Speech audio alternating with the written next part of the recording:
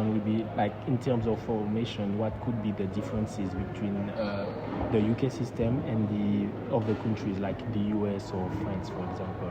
I think first, obviously, everything's just based on like my experience. So obviously, like another player may have a different experience, but from my experience, I think that's a broad topic. But obviously, like the route, obviously, if you're already in America, I think to see like at schools, you know, basketball is a bigger sport. So I think on the participation level, it's probably participate in more, and from a young age, like you're going to see like basketball superstars doing the same thing that in England, especially like we see the footballers doing. So like in schools at break time, whatever, like over here, obviously we play football and whatever it is. Whereas speaking to a lot of like, you know, Americans that I've dealt with, they all play like basketball. So I think growing up is probably having like kind of like the role models to see that. You'd say it's more like a cultural thing. Yeah, definitely. What could be the main reason why we don't see as many UK developed players making it into the NBA? I think the routes definitely not easy.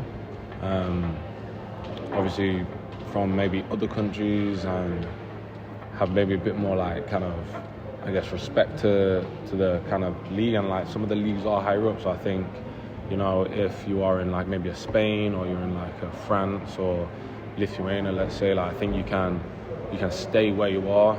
Let's say it's close to home or like 3 hours away from home type thing, or in one of the academies, like you can get picked up. I'm sure some of the dudes on our team's been picked up from, you know, around the 13, 14, 15 age mark, and you can stay in that club until either you choose maybe to go to American college at 18 or maybe at like 20, 21, so you can stay in like a system in your home country and develop to the level of, you know, I guess getting in the NBA draft is being ready to play in the NBA. And there's, you know, dudes on this team that's just trained in Europe their whole life and then got into the NBA draft, whereas I think in England especially, I think to really put yourself in an NBA contention, you have to leave.